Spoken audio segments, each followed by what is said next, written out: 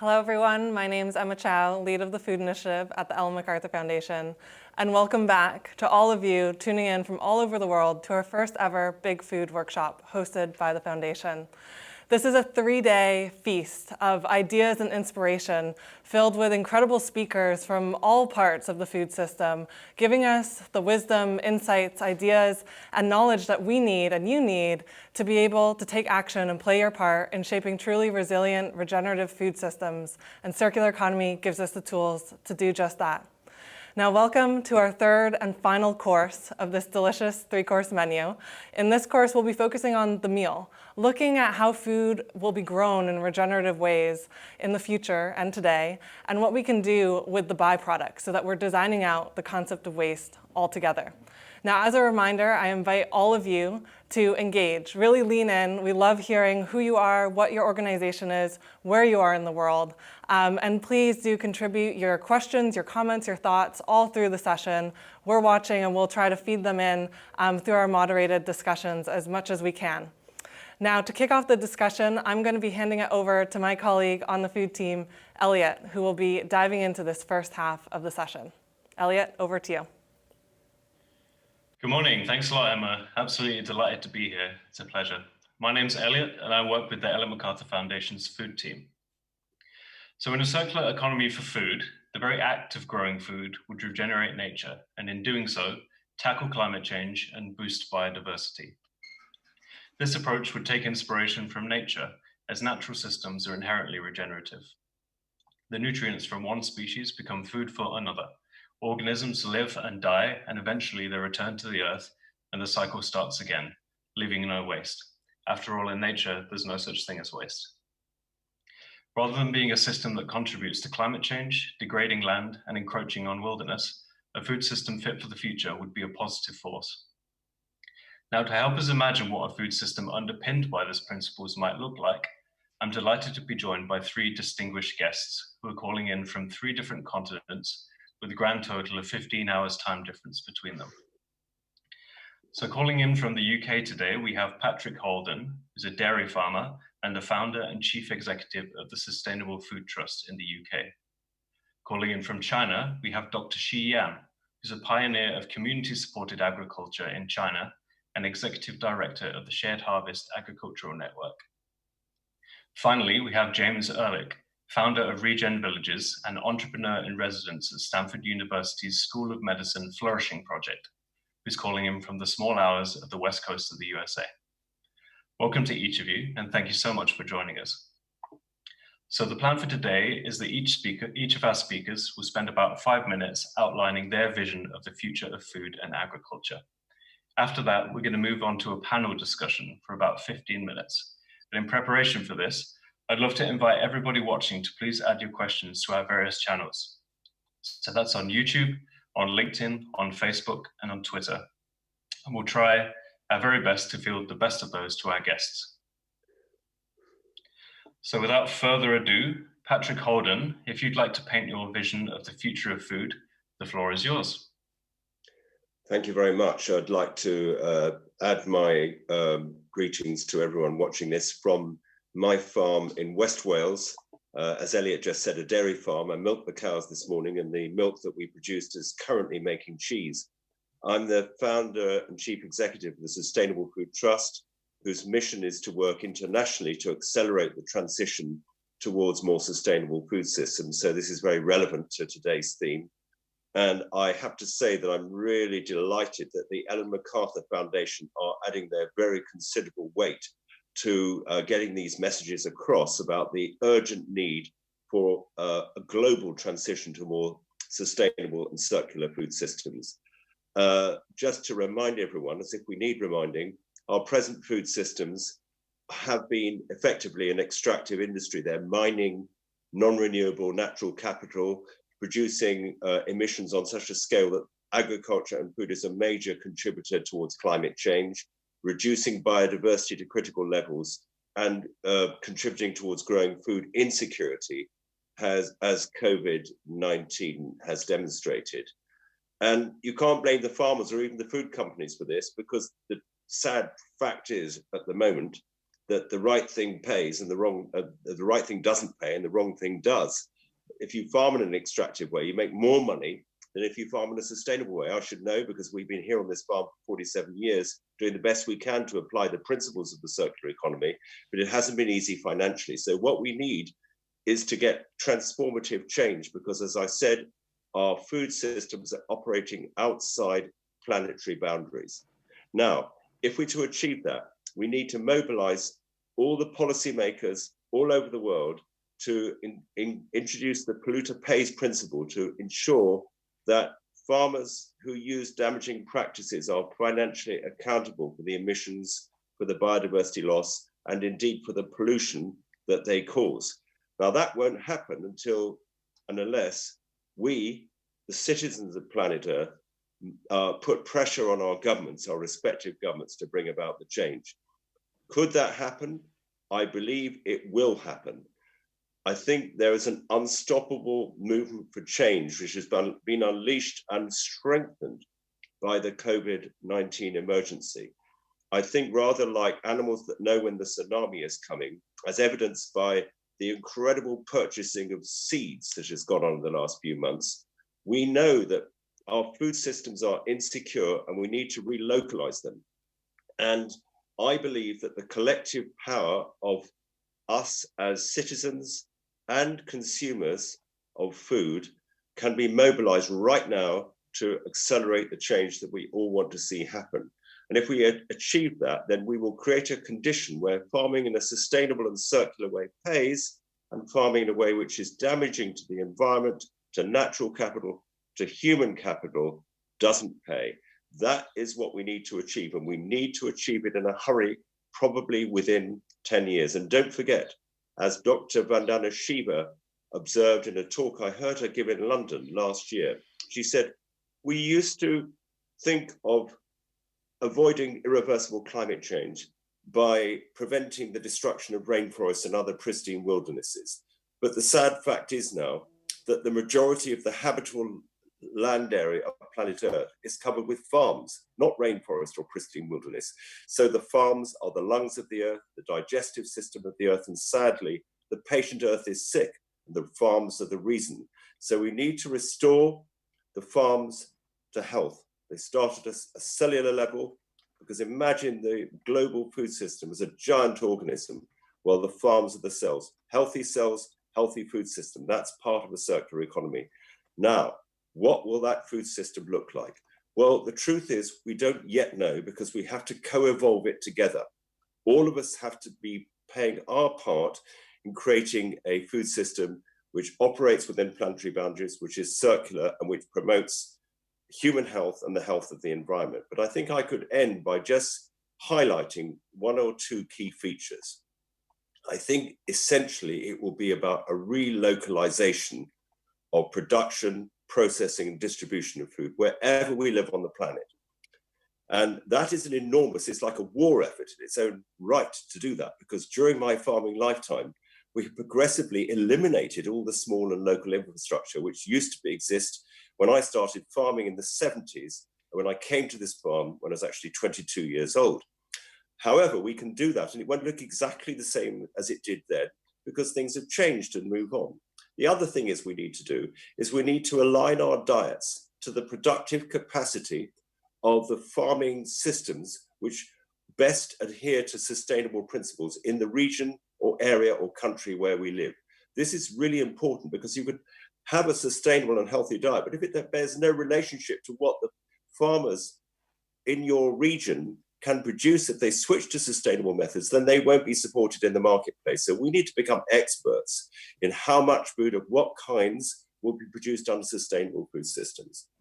And I think that the other thing is that we need farmers to be able to measure the impact of their systems. And we need a global language for that, so that every farm in the world, rather like accounting protocols, every farmer uses a common system for measuring their emissions, their soil carbon, their biodiversity, their livestock and crop husbandry, etc. And that information appears on food labels. So you can I can go to a shop in Lambton, my local town, and I can see on the food label the indication is how sustainable the farming system is, whose food I want to buy. That information needs to be transparent and widely accessible. Now, if we have all those components in place, I believe that the transition will happen because, as I mentioned earlier, I think there's an unstoppable force now, and I think the younger generation are aware of the urgency of the situation. This is very exciting.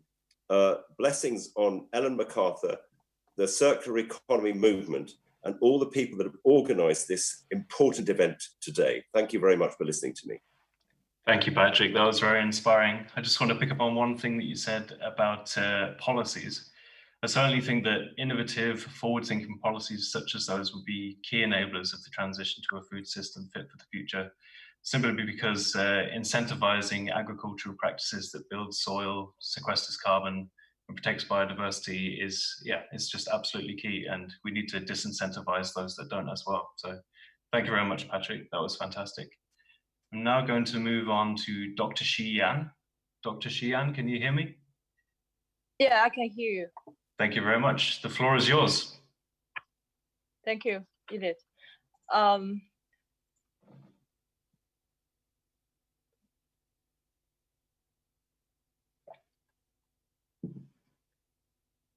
Dr. Sheehan, we can't hear you right now.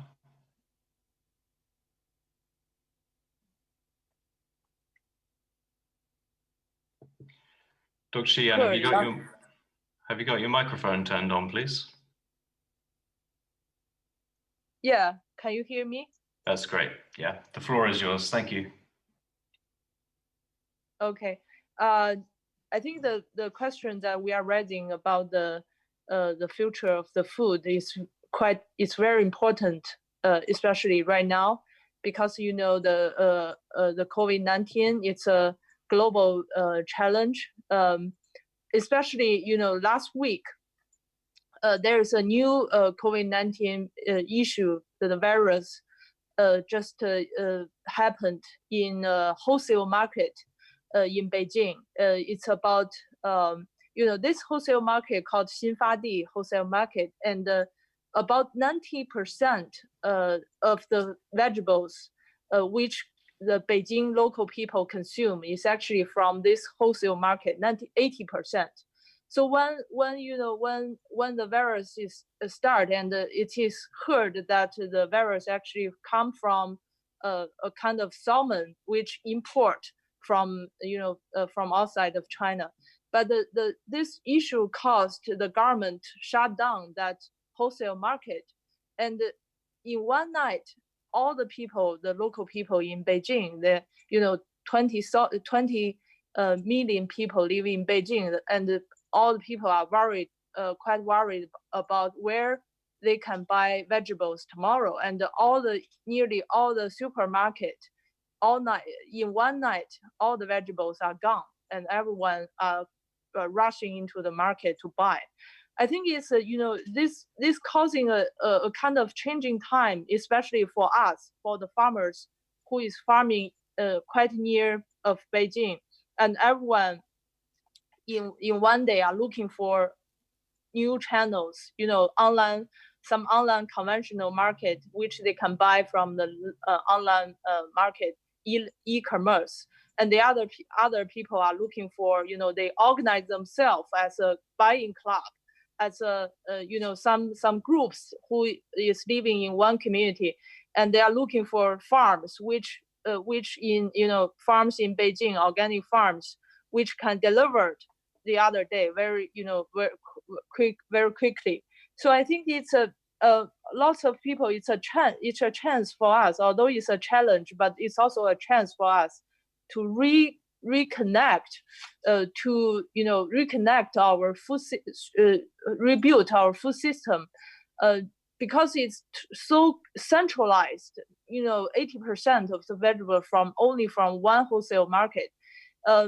In the past, even some of our local governance people, they have some opinion that like in Beijing, the farming, the agriculture.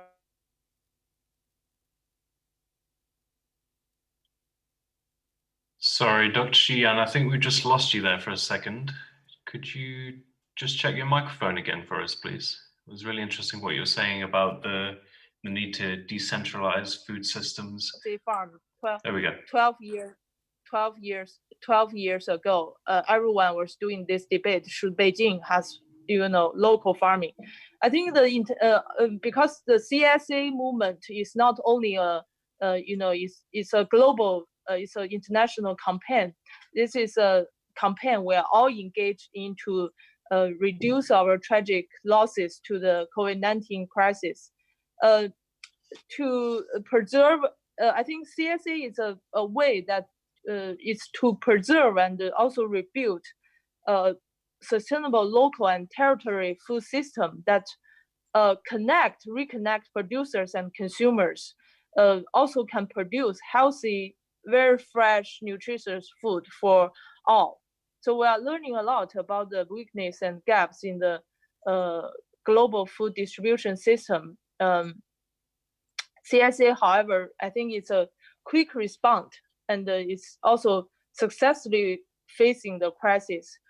Because during when the crisis is starting in February, we did the Chinese CSA network. We did a survey that in average, every CSA farm increased about 30% of the orders. So although on one hand, a lot of the shops, the stores, the economy are influenced a lot by the epidemic, but on the other side, the CSAs, the local food system are growing quite quickly.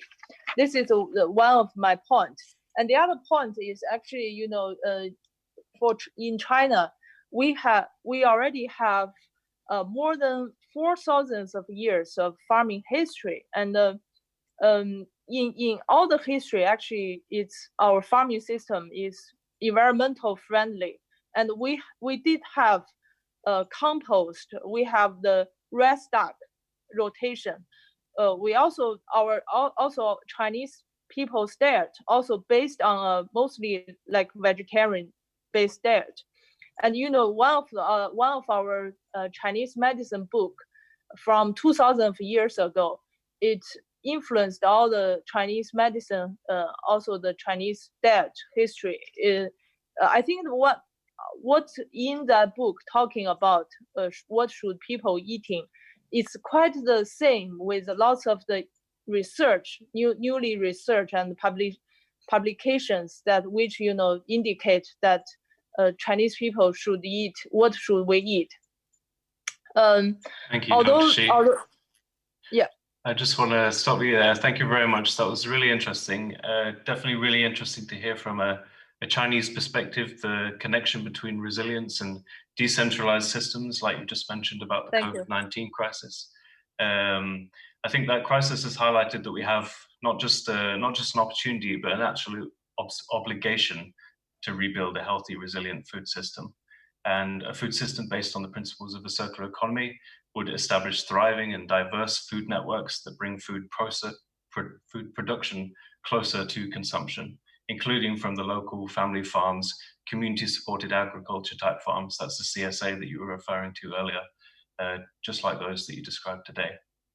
I think you also importantly touched upon the importance of urban and peri-urban and rural linkages, and there's some very key decisions to be made on the land use practices that are done in this peri-urban zone, which leads me very nicely on to our next speaker, who's got plenty of very innovative ideas on how best to use this peri-urban zone space and similar spaces as a valuable resource. So James, the floor is yours. Thank you so much. And again, it's an honor to be here, and I'm grateful to Ellen MacArthur Foundation for extending the invitation. I'm just going to go ahead and share my screen here and talk a little bit about Regen Villages, which is a Stanford University spin-off company that I founded as a Dutch holding company. So we're an EU entity. And the idea really was inspired primarily about my case study research over 15 plus years on organic, biodynamic, small plot family farms, regional, local, kind of farming practices, and also informed by the work of Rudolf Steiner and the work coming out of Australia around permaculture in the 1970s.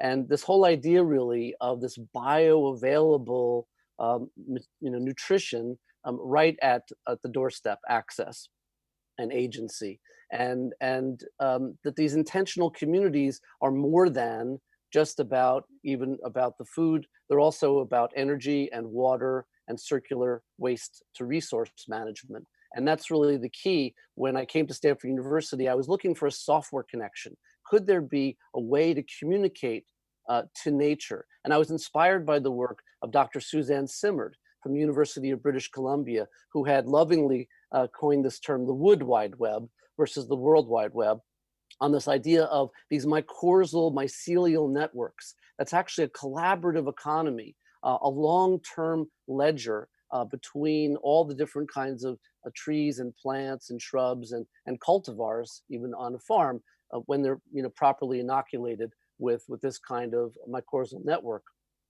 And I tried to imagine this village operating system, this software that could, for the first time ever, understand the nutritional flows of food, water, energy, and circular waste systems with connectivity to energy positive homes and buildings and community centers, so that for the first time we could really understand this idea of safe, resilient communities where it's fully imagined and designed around food.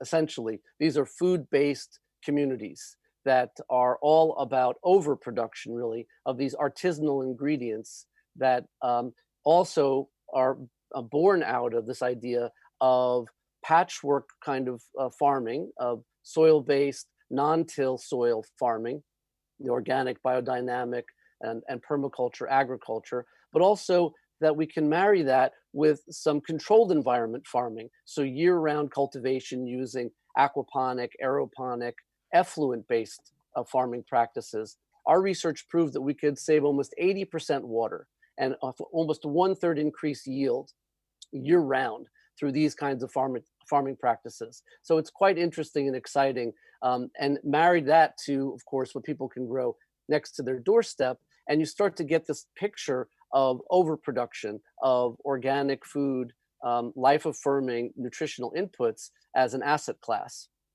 So this metabolic integration is what we're really on about, this whole idea of previously siloed systems, food, water, energy, and waste, that didn't know about each other, but now can actually not only know about each other, but learn, improve, and mitigate risk and all those kinds of things using machine learning and artificial intelligence. So the first part of our village operating system software is really about designing these kinds of communities on previously zoned agricultural ranch land that not only doesn't compromise that ag ranch land, but actually creates a better circumstance for the overproduction of those asset classes on that land, while actually putting families into beautiful energy positive homes in those communities.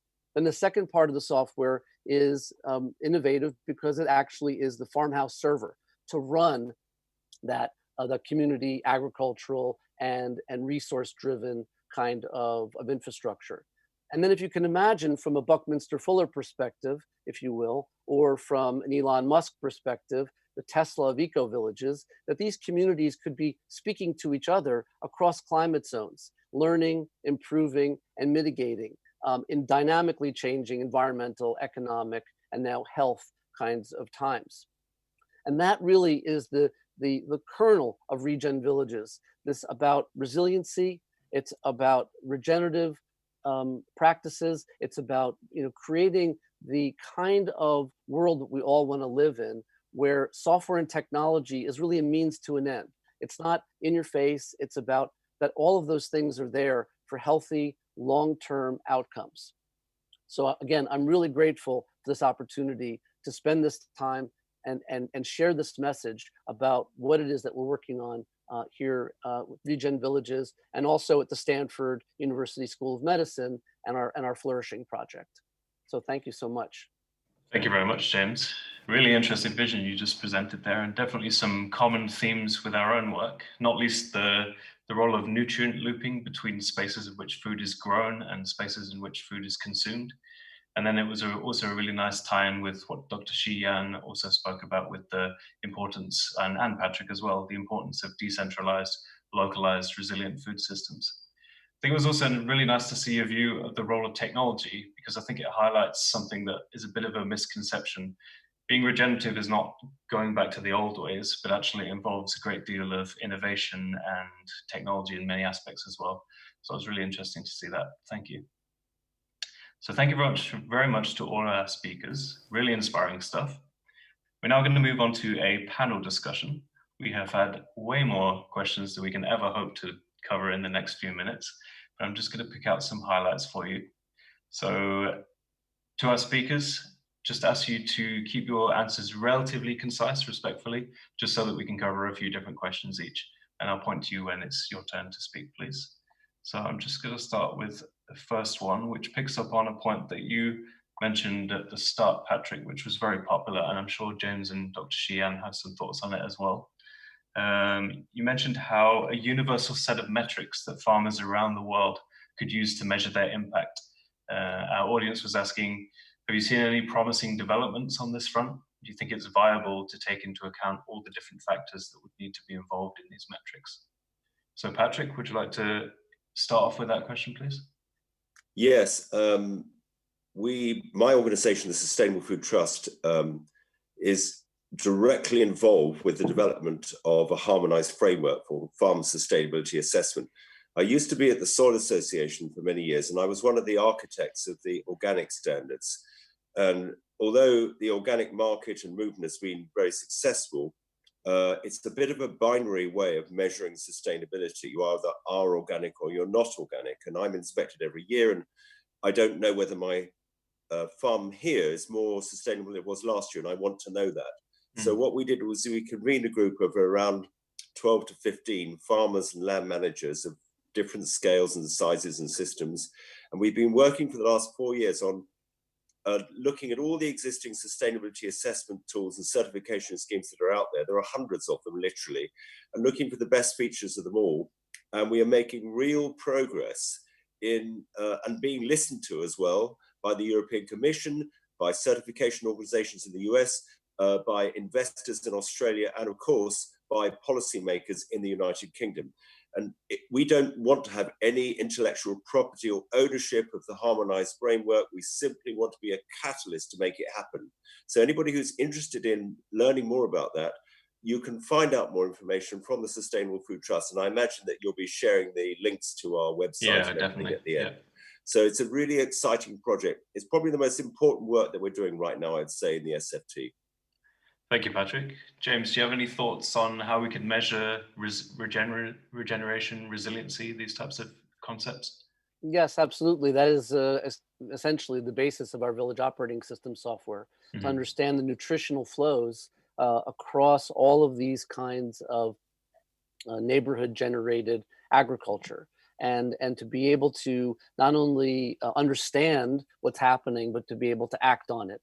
And eventually be able to create these mechanisms for robotic actuation, other kinds of support. But primarily, it's also a vehicle for creating the circumstances where people live healthier, happier lives. So it's really, again, this idea of technology as a means to an end. That's really the basis of it. Great, thank you. And Dr. Sheehan, have you got any thoughts on how we can measure regenerative agriculture, sustainability, circularity, these types of concepts?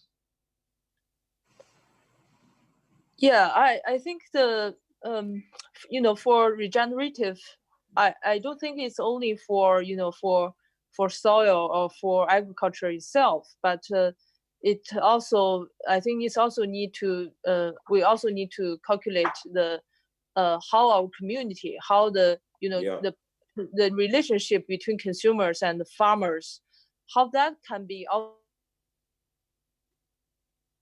Could I just comment on that to say, I think she's absolutely right. We do need to measure those social and human impacts, not just the raw materials of soil and biodiversity. The social and cultural and human dimension is equally important. We have the connection, yeah. Sorry, so thank you for jumping in there, Patrick. And Chi, thank you. I think we got most of your answer there.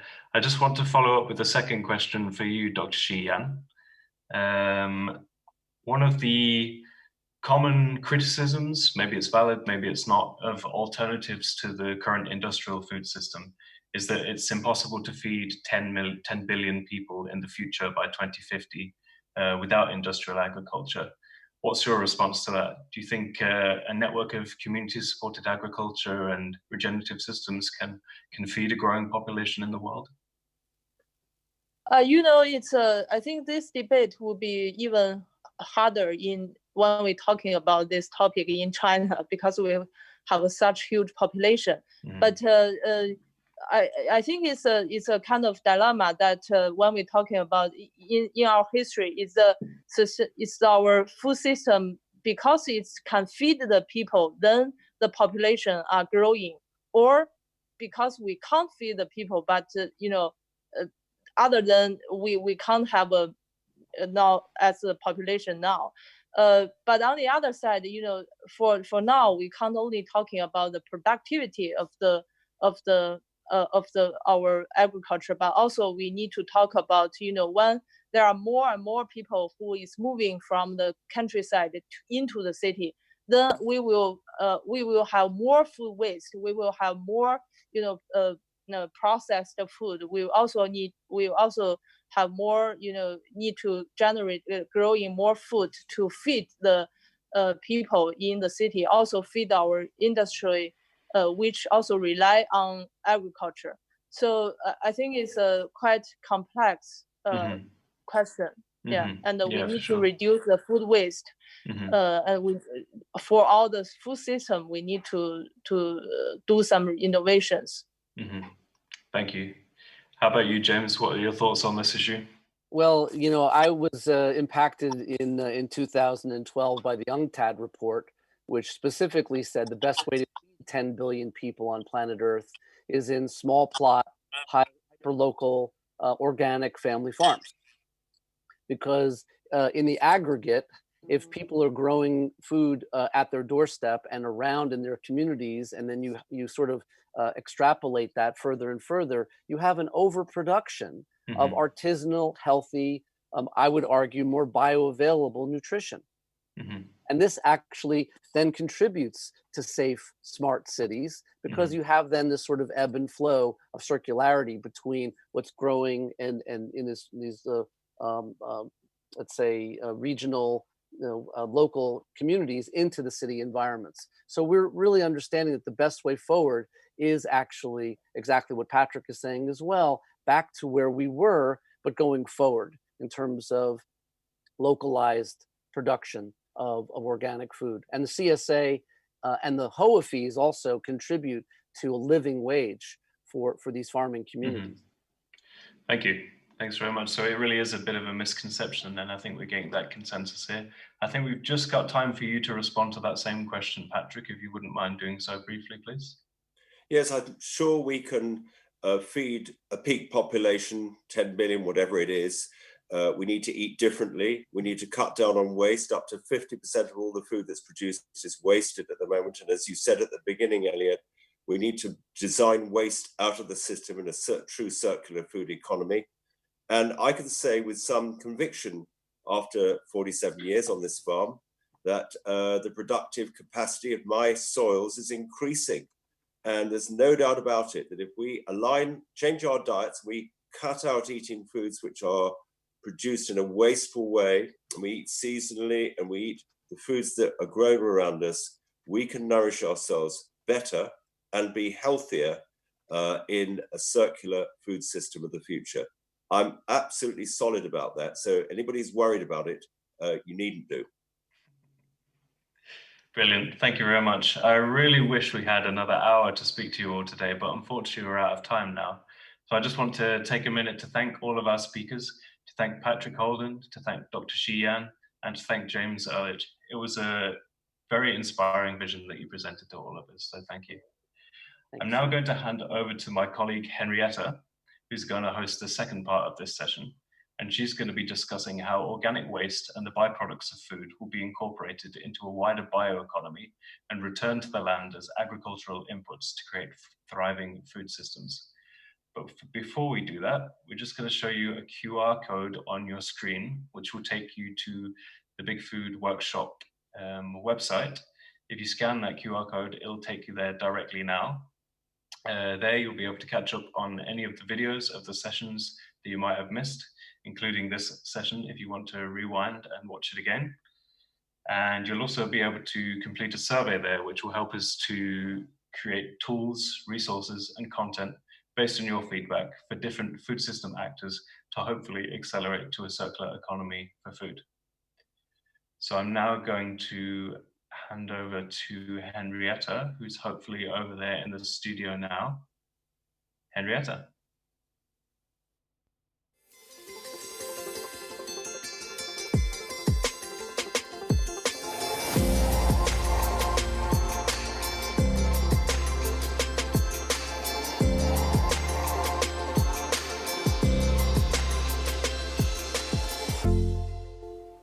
Hi everyone, so thanks to Elliot. My name is Henrietta and I'm part of the food team at the Ellen MacArthur Foundation. So we've just heard how tomorrow's food will be grown, but what about organic waste and food byproducts? In today's system, a huge proportion of food flows into cities where it's processed and consumed and creates organic waste. But today, globally, less than 2% of the valuable organic matter and nutrients in those discarded resources are being captured and used safely and productively. So we're going to hear from a panel of 4 speakers who can provide us with some examples of how we can start to increase that measly 2% figure. So do start posting your comments and questions and we'll try to get to those shortly. So first of all, I'd like to welcome Gary from Veolia. Gary, really nice to have you with us. Could you just explain a little bit about what Veolia do in this space?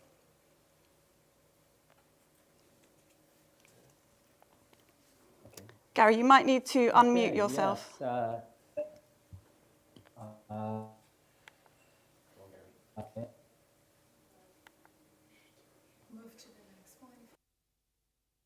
We'll just give you a little moment to respond. Okay, Gautier, we'll quickly move on to you. Gautier, it's really good to have you here from Yara.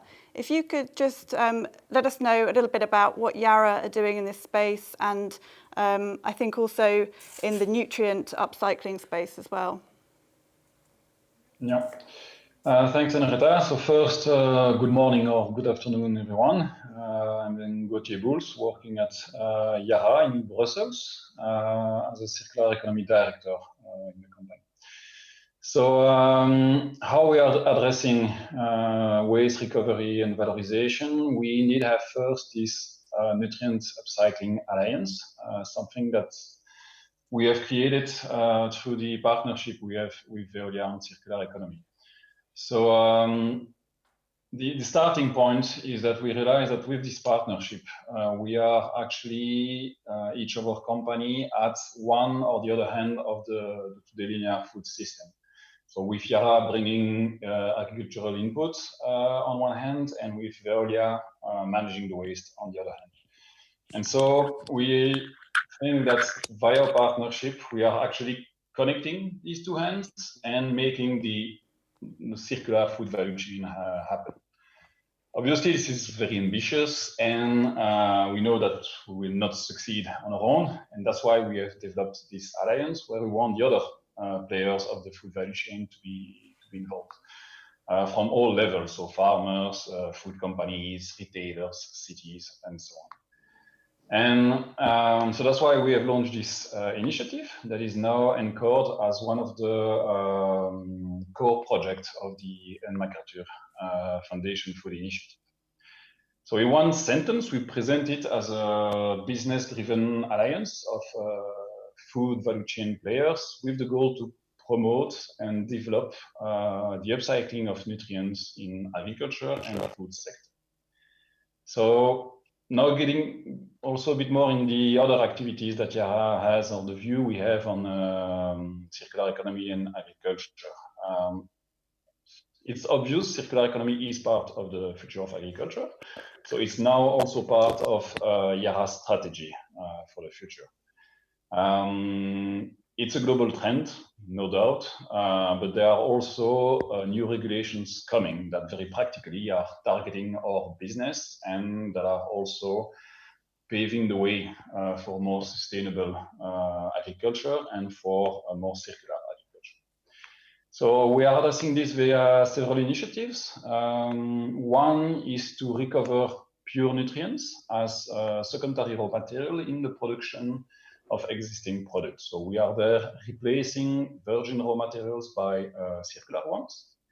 Another option we have is to optimize the recovery and use of organic nutrients, so from different type of waste streams. And we are there producing, for instance, organic or organo-mineral fertilizers that needs to answer farmer needs in terms of yield, in terms of environment, and obviously also in terms of profitability. And via that second target, we are also looking at soil improvement with all the benefits on water retention, nutrient retention, soil structure, and so on. So all benefits for the agriculture. Besides those practical activities, we also look obviously at the evolution of the trend. And here, with the recent COVID crisis, it's interesting to see also how it's impacting circular economy and agriculture. We've heard on the first session Monday that from those cities that now they need to focus on food security and supplying food to their citizens. What means less dependency on imports, more local solutions. So this brings, let's say, even more relevance to our target with this nutrient upcycling alliance. So yeah, for maybe one more minute, bring them back to this nutrient upcycling alliance. I can try to go a bit more practical. The goal we have there is really to start our first pilots in the city of London, being one of the 3 flagship cities of the food initiative. And we will recover food waste and other also nutrient stream to apply them into the peri-urban agriculture, developing more regenerative practices. So work streams, partners' involvement, etc., are already defined. We have started, and we will look more precisely at 4 key activities: waste recovery, waste processing, the application to agriculture, and then the valorization in the food chain. I would just like to emphasize maybe first on the processing part, and because that's where we are relying on this upcycling wording. Because what we target is actually not, just to recover the waste and then dry it and applying it to the field. We believe we can do something that is much more efficient and that has much more value. So we will process the waste via cascade treatment, first producing energy, then recovering water for irrigation, then developing this, extracting nutrient for organo-mineral fertilizers or organic fertilizers. And at the end, we will still have a significant share of soil improvement as well. That's really great, Gauthier. Thank you. It's great to hear that there's already some thoughts around the value in what's being discarded today, and thinking about those nutrients that have gone into the land and we can still get them back into the land. Also quite interesting to hear about the importance of collaboration through something like the Nutrient Upcycling Alliance. Gary, it's live, so we're going to see if we can get you back. Can you give us a little bit of information about what Veolia are doing in this space? Yes, hello everyone. Let me start with a quick intro to Veolia. Veolia is the global leader in optimized resource management. With more than 170,000 employees worldwide, the group designs and provides water, waste, and energy management solutions that contribute to the sustainable development of communities and industries. Resourcing the world is our tagline. With this in mind, we have developed answers to emerging needs concerning the food chain. This is a really key subject for Veolia, especially when we understand the challenge that world hunger continues to rise Yet at the same time, 1/3 of all food produced for human consumption is lost or wasted.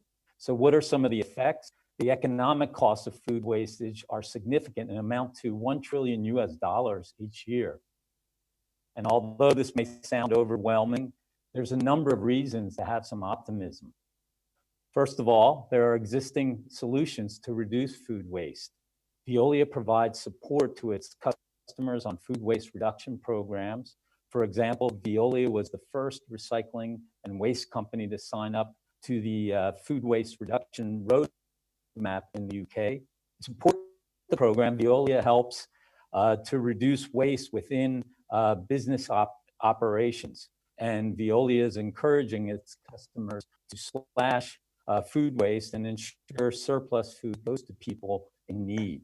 Every day, Veolia collects and transforms organic waste into carbon neutral energy, compost, and organic soil amendments. And Veolia has multiple operations that collect food waste from households, businesses, and industrial sources. In 2019, Veolia produced more than 1 million tons of organic amendments and compost in its 114 facilities. Its anaerobic digestion facilities produce more than 51,500 megawatt hours of electricity sold, the equivalent to the consumption of about 6,400 inhabitants. Transforming organic waste into compost, fertilizer, or bioenergy are concrete circular solutions that can be implemented and scaled up today. And there are other promising solutions in the biocycle. Beyond our mature activities just mentioned, Veolia has been involved in a number of promising bioactivities. These include urban farming pilots, bioconversion by insects, also a 20-year R&D collaboration with INRA on regenerative food systems, and also partnering towards production of organo-mineral fertilizers, linking it back to Gautier. So these are very promising and interesting as well. And then finally, the good news is that we also are seeing many collaborative initiatives mobilizing to address food loss and waste. There are too many to name here now, but one collaboration example that you already heard about is the Nutrient Upcycling Alliance, which is created by Yara and Veolia and is integrated in the MacArthur Foundation Food Initiative. The NUA was set up to redesign. Gary, I think we're losing you a little bit, which is part of the nature of a live program. So it's really great, though, to hear about all the different activities, and there's clearly a lot of opportunity to be had in not wasting these resources. So we're going to move quickly now to David, who's in Kenya. David, can you share a little bit about the work that Sanergy are doing? Sure thing. And I have good afternoon, everybody. I believe there are slides that you're able to click through as I go. Is that right? The slides should be coming up in any moment now. Great.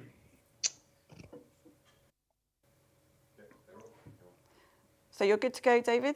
Okay, great. So good afternoon, everyone from Nairobi, Kenya, where I've been living here for the last 9 years. And on behalf of our 300 teammates, it's a pleasure to be sharing what we're doing with the circular economy to be able to boost food systems. And so you heard from Gautier and Gary about sort of the waste management side and the fertilizer side, and we're taking the full value chain approach to solve this challenge. If you go to slide number 2, please. This is how we think about what's happening in cities right now. They are growing rapidly. By 2050, we will have slum populations that will increase from about 1 billion people today to more than 3 billion. And in these cities, we're seeing massive challenges around waste. In Nairobi, we have about 4,500 tons of solid waste generated every day, of which 60% of that is organic and can be reused. And within Nairobi, also 90% of waste, sanitation waste, is never treated and instead ends up polluting rivers, polluting the soil, and putting people at a tremendous health risk. At the same time, on the other end, and you can see this on slide 3, 80% of Kenyans rely on agriculture for a living, And right now we're seeing declining agricultural productivity. We're seeing significant challenges right now during COVID-19 with delays around imports, increased costs in transports, and in general, reduced business as people are unable to have the same mobility. And so what this means is that farmers are in need of domestically produced quality agricultural inputs. And Kenya, as a country that is not food secure, also needs to be able to increase its own production to meet those needs. So this is where we step in on slide 4. We take a circular economy approach to waste management. And what we do is simple. We build a network for waste collection. We collect waste from non-sewered sanitation facilities, agricultural waste from the farming sector, market waste from some of Nairobi's 23 public markets, and from 20 plus hotels, central kitchens, and conference centers. We transport it all safely and professionally, and then at our processing plant, we're converting it into valuable agricultural inputs, insect-based animal feed and organic fertilizer. On slide 5, you can see what we do with the animal feed. We have black soldier fly larvae production. Now these are flies that are indigenous to equatorial climates. Here in Kenya, we have about 6 of these subspecies. And what they're really good at doing is eating organic matter. So just like any fly, they undergo a normal life cycle where they start as larvae. And when they're larvae, all they do is eat. They are ferocious and voracious feeders. And so they eat all forms of organic waste, which has been incredible to see. And they get very big. They get 15 times, they increase their weight 15 times in just 10 days. And what we then do at the end of this process is that we harvest them, pasteurize them, and dry them. And the end product is 40% protein. And this protein is really, really valuable for chicken farms or for livestock farms. And I'll get into where we are with that. And then what we do with that is that we sell that on to feed millers who put this into their feed mixes. So right now, what that does is that substitutes for what are called omena here in Kenya, but think of them as sardines, which is about 10% of any animal feed. And we substitute that out with a more sustainably produced, more natural diet for chickens. And it also reduces the dependence on importing soya with rising import costs and an over-dependence on soya. And the results have been great. Our chickens and fish are getting 30% heavier by weight, which is really valuable for farmers who are seeing increased incomes, and of course is increasing the food supply too.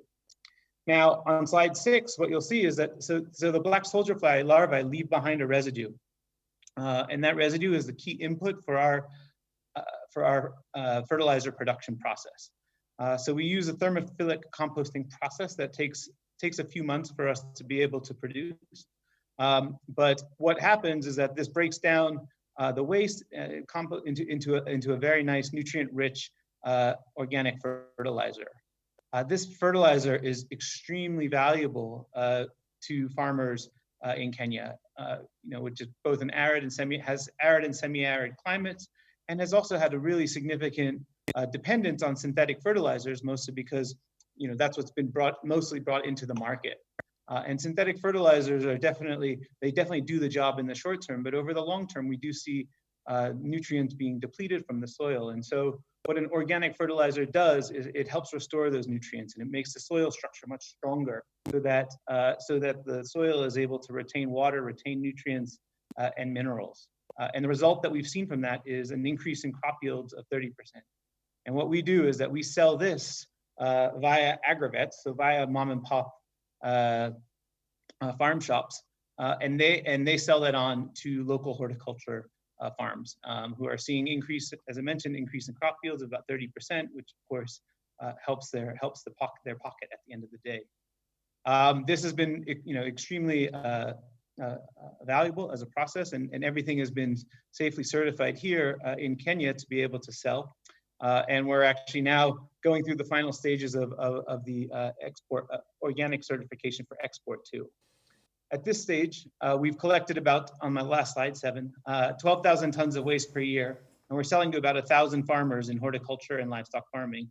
And now we're building a much larger plant that will open in August that is going to process about 70,000 tons of waste and serve over 6,000 farmers.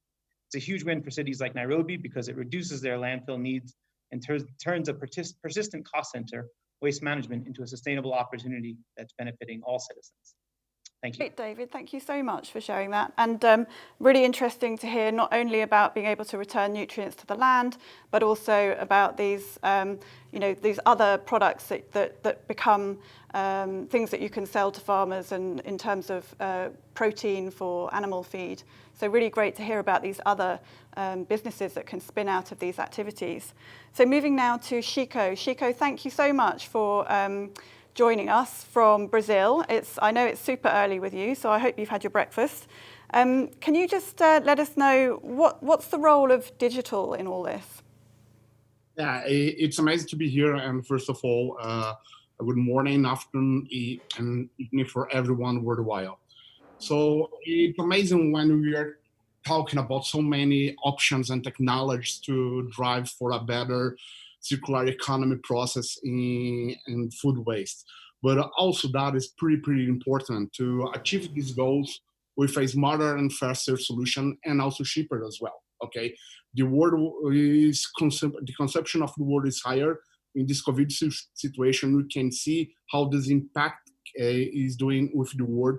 And also we know if we stop consumption, the world is going to broke in a financial way.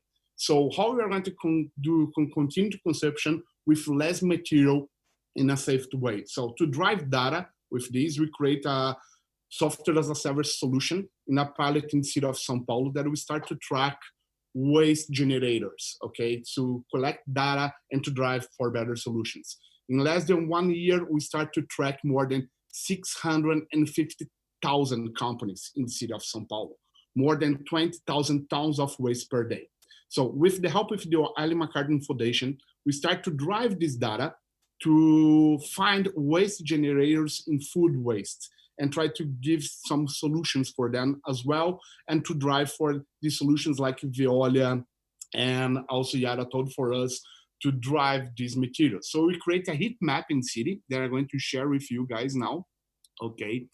And in this heat map that we create here, as you can see, we have all waste food generators in the city of São Paulo, and we categorize them in restaurants, pubs, markets, and also from the volume of generation for each one of them as well. Okay, so when you use the map here, also we can be near, okay, to understand not only the kind of materials, but the materials that they produce in the city without any kind of contamination. And with this, we can drive for better solutions also, because if you collect food waste, but they are contaminated with plastic, papers, and other materials, we're not going to be able to use them in the recovery system for the food recovery production. So with some technologies, with QR codes, the control for every conveyor in the city, we are controlling more than 300,000 conveyors in the city of São Paulo as well. Okay, we can help the waste management contractors to collect a cleaner material. And in the food waste perspective, we can drive for the companies better materials for higher and better solutions in a faster way. And also we can control maybe disease problems, because when we are talking with food waste, we should be faster in the disposal and to avoid landfill as well. So the idea now in São Paulo, we could decrease the municipality costs in more than $35 million in the first year. And now the idea for all this project is to decrease the food waste disposal in 1,000 tons per day. In a city that produces more than 20,000 tons per day of waste, 50% of this material is organic material, okay? So with data, we can drive this solution for a better world, decrease costs for the municipalities, but also increase the revenue for the waste management contractors, and decrease the impact of the food waste and other kinds of waste as well. And the idea with the Ellen MacArthur Foundation, what they are doing with this data, is also to provide the companies that are inside the pilot, okay, for faster solutions. So we are starting this in São Paulo. Now we have also the entire state of São Paulo. So the idea now is to increase for 3 million companies inside this process. And also we start these pilots in London and New York City with the Ellen MacArthur Foundation as well. So to drive data, okay, is a way to be smarter and to decrease the disposal impact, but also increase the social one, okay? So using this data to drive for better solutions is a way for the food, big food, to decrease the volume generation of materials, to increase revenue in the process, but also to apply data and technology for better solutions, to take the reports before take any kind of actions. And also to use all this material, all the data to improve the education of the citizens in the cities, for they know how they should handle their material and also how they should impact the cities every day. That's what we are doing with the Ellen MacArthur Foundation in the city of São Paulo. Fantastic, thanks, Chico. Yeah, really interesting to hear how, once we can understand what's happening, we can then work out what solutions to develop. So really interesting, and clearly a lot of work has gone into what you're doing. We're going to move now briefly into question and answers. We've got a lot of questions and very little time, so it's unlikely that we'll be able to get through all of them. But just starting with Gautier at Yara. So through the work of the Food Initiative, we often hear about problems that can be caused by fertilizer production and application. Could you just respond to this and explain how the circular economy is helping Yara to address these concerns? Yeah, actually, it's not it's a huge debate, so it will be difficult to answer very fast. I will try. Well, we need to have an holistic approach there. We can start saying that the food system is broken. We are producing enough food, but millions of people don't get it. Others are suffering from obesity. Agriculture, indeed, has an important impact in terms of CO2 emissions, in terms of water pollution, biodiversity loss. And fertilizers certainly is part of that problem. But then it could also be a solution. We should not forget that fertilizer today help feed the world population and will be even more needed with a growing world population. So also taking into account that we don't have more agricultural land available because we will not create more deforestation. So that is a very important aspect. But then besides that, there are obviously a lot of other aspects we can take into account. First one that we have been discussing here for a few days, that we first need to reduce food losses. We also can start a different type of agriculture, like vertical farming, like even the insect breeding mentioned by David, aquaponics and so on. So there are indeed several approaches that needs to be taken into account.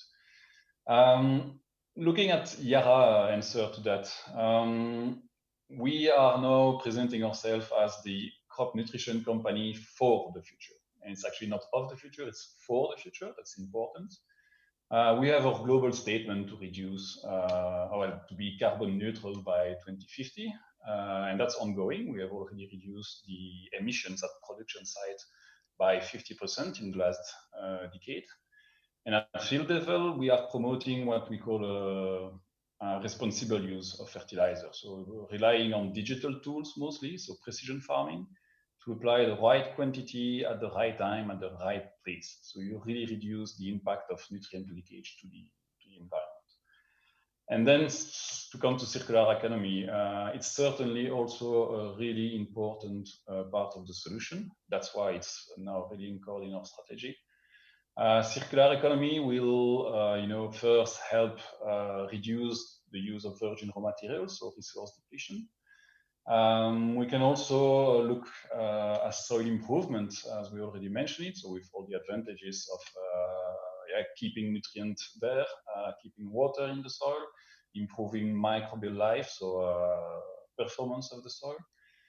and actually also improving the crop resilience, because we know that climate change will have a negative impact on agricultural production, and improving soil health via bringing all this organic material and waste to the soil is also certainly improving this. Yeah, I try to make it fast. Great job, thank you, Gauthier.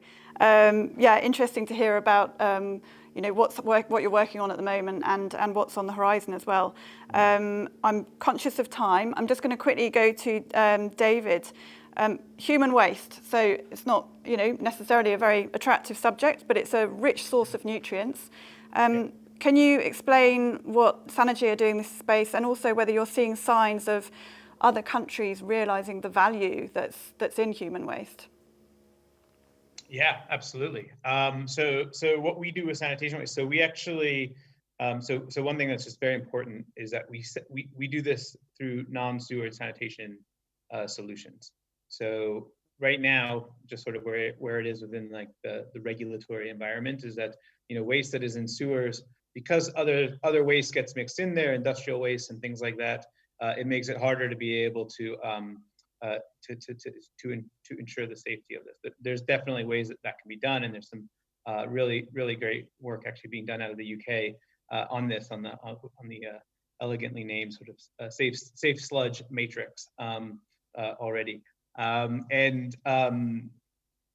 But so what we're doing is that we're doing non-sewered sanitation solutions that also don't involve water, which is really important, as water is scarce. And these toilets they're container based, and so the waste drops into these containers, and the containers are then sealed and then lifted out and taken out of the community, transported out of the community.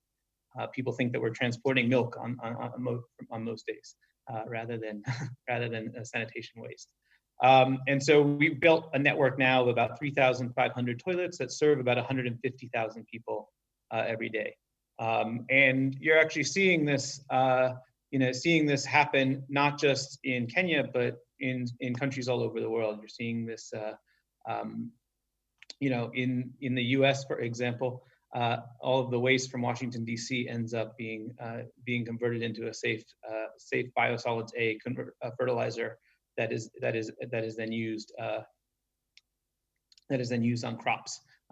You see this in various parts of Europe too, depending on different types of crops there, and then across cities in the developing world too. So, this isn't something that is this is new. It's just being done in a coordinated way and with a much greater focus on using the circular economy and framing it in that way. David, so we're coming to the end of the time now. So I just want to say thank you to all you speakers for dialing in from your different time zones and for bearing with us with the technical hitches. As I say, this truly is live. It's been great to hear about solutions that help us to think about how there's value in these discarded organic resources. And it also makes me think back to the first course of the Big Food Workshop, where Harriet Friedman talked about the metabolism of cities, and Stephen Otieno talked about cities as living organisms. And of course, in a natural system, there is no waste. So I'll hand over now back to Emma to close out the Big Food Workshop. Wow, what an incredible final course, our third course of this 3-day feast. And just like all the best meals, this 3-course feast has taken us on a journey that has helped us discover new possibilities and exploring what is truly possible in shaping a positive food system. And to guide us on this journey, we've been accompanied by some incredible and inspiring speakers from all parts of the food system and all around the world. Starting in our opening session, when we were joined by representatives from our 3 partner cities, London, Sao Paulo, and New York. And these city representatives highlighted how critical this current moment is, and the need to shape truly resilient food systems that can respond to shocks in the future, whether they be from a pandemic or from climate change shocks. They emphasized the heightened need to ensure that everyone has access to food that is healthy for their bodies and for the system, and how these cities are firmly embedding circular economy in their strategies to build back better, knowing that it's not a matter of whether we build back better or not, but rather how. We continued with the city's theme during the first course when we heard from Carolyn Steele and Harriet Friedman.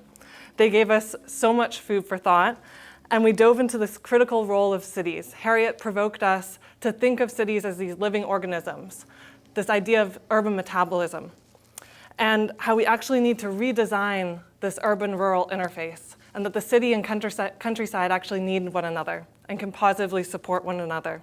So how do we redesign these entire systems? And food is at the center of all of that. We investigated what this redesign means through a practical lens, speaking with Stephen from C40, looking at what he's doing in Nairobi. And then the second course yesterday was all about the power of creativity to unleash food's potential. We heard from 4 real food system icons, chefs, or as my colleague Nick likes to say, merchants of pleasure, who shared their wisdom and reminded us of what food is all about. It's about flavor, it's about nourishment, it's about culture and connection.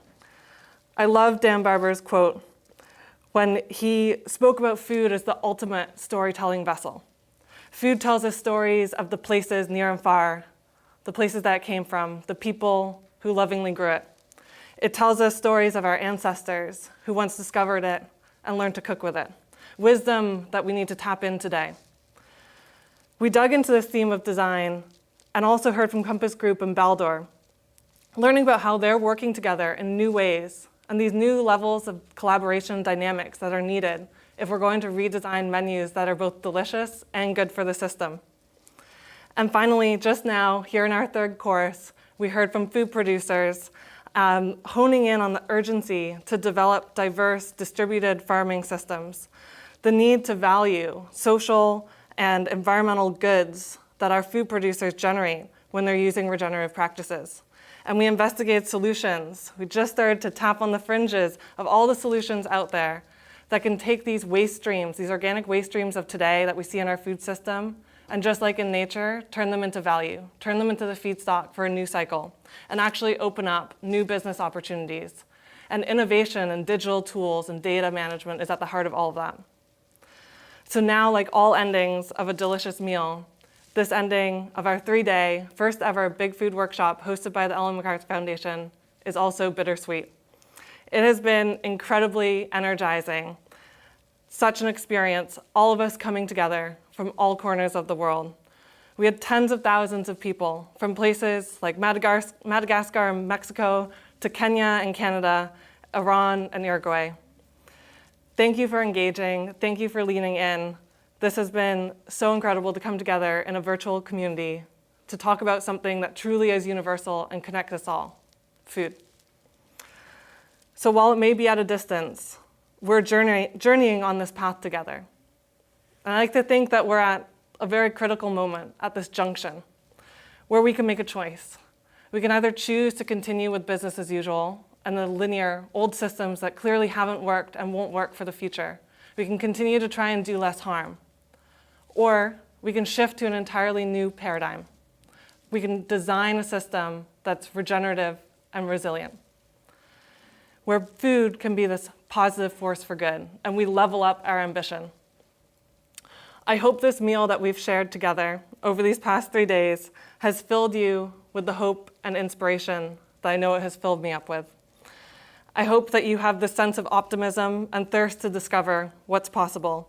And just this morning, I was flipping back into a book that I'm in the middle of at the moment called The Art of Possibility, and I read a passage that really resonated and I want to share in these closing remarks. Many of the circumstances that seem to block us in our daily lives may only appear to do so based on a framework of assumptions we carry with us. Draw on a different frame around the same set of circumstances and new pathways come into view. Find the right framework and extraordinary accomplishments become an everyday experience. So I hope that these days have provided you with a new framework that we call a circular economy. 3 principles that we can lean on to look and navigate these same circumstances, but see new pathways, to see what's possible. And we can all are responsible to take actions for the system level change. to take actions that release food's potential, to nourish our bodies, to breathe life into our culture and traditions, to heal our communities, to regenerate our natural systems, and to invigorate our economy, today and long term. So now, while it's time for us to draw this 3-day workshop to a close, I invite you to continue to engage with us.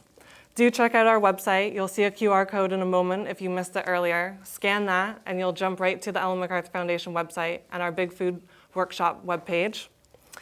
Complete a survey there where we invite you to share your feedback, share your perspective, and also opt in to continuing to help us develop tools and resources, as some of you may have seen already in the contribute sessions. And stay tuned for this new content that we'll be continuing to produce and release through the end of this year. And of course, if you missed any of the other sessions, do tune in to our YouTube channel, where you can see all of these sessions and videos from the days. And you can find us on our LinkedIn communities and engage with other like-minded folks who are all across sectors and industries, but including food, working towards our mission of accelerating the transition to a circular economy. So thank you, and we'll speak to you soon.